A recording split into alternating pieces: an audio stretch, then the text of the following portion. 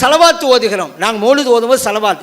அஸ்ஸலாமு அலைக ஸைனல் அன்பியாஇ அஸ்ஸலாமு அலைக அத்கல் அத்கியாஇ. என்ன பாட்டுன்னு விளங்குதா? மெல்லினமே மெல்லினமேன்னு சொல்லி சினிமா பாடல் மட்டும் படிச்சுக்கிட்டு இருக்காங்க. இதை மௌலித் வேணான்ட்டீங்க. அப்ப ஸலவாத் ஓதுறது நிறுத்தப்படுவதற்கு நீங்க காரணமா இருக்க வர்றீங்க. நான் கேட்கிறேன், நீங்க எப்போது ஸலவாத் சொல்றீங்களா? நான் கேட்கிறேன், எந்த நேரத்தில் நீங்க சொல்றீங்க? அதே சொல்லுங்க. நீங்க மௌலித் ஓதும் போது ஓதுறீங்க, நாங்களாம் வேற டயத்தில் ஓதிக்கிட்டு இருக்கோம் ஸலவாத். அதே சொல்லுங்களாங்க. நீங்க ஓதுறது இல்லைன்னு நான் நினைக்கிறேன், சொல்லுங்க. நாங்க இந்த நாள்ல ஓதுறோம், இந்த டயத்தில் ஓதுறோம் சொல்லுங்க. ஆனா மௌலித் ஓதுற ஸலவாத் ஓதுகிறார், அல்லாஹ்வுடைய கட்டளையை நிறைவேற்றுகிறார்.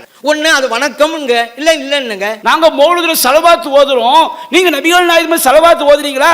இந்த டான்ஸ் ஆடுற ஸலவாத் நாங்க மெல்லினமே ஸலவாத் நாங்க ஓத மாட்டோம். எங்கள் நபி எப்படி சொன்னார்களோ, வெள்ளிக்கிழமை நபியின் மீது ஸலவாத் ஓதுங்கள் என்றார்கள், அந்த ஸலவாத்தை நாங்கள் அதிகம் சொல்வோம். பாங்கு சொன்னவுடன் ஸலவாத் ஓதுங்கள் என்றார்கள், அந்த ஸலவாத்தை எங்கள் நபி சொன்னபடி நாங்கள் செய்வோம். தொழுகையிலே அத்தஹியாத் திருப்பிலே ஸலவாத் ஓதுங்கள் என்றார்கள், எங்கள் நபி சொன்னபடி நாங்கள் ஸலவாத்தை ஓதுவோம், திக்ர் செய்வோம். உங்களை போன்ற பாட்டுக்களை படித்துக் கொண்டு, கூத்தடித்துக் கொண்டு, கொட்டடித்துக் கொண்டு, அதற்கு பெயர் திக்ரு, அதற்கு பெயர் துவா, அதற்கு பெயர் ஸலவாத் என்று நாங்கள் சொல்ல மாட்டோம். இப்படி நபிகள் நாயகம் ஸல்லல்லாஹு அலைஹி வஸல்லம் அவர்கள் ஒருபோதும் செய்யவில்லை.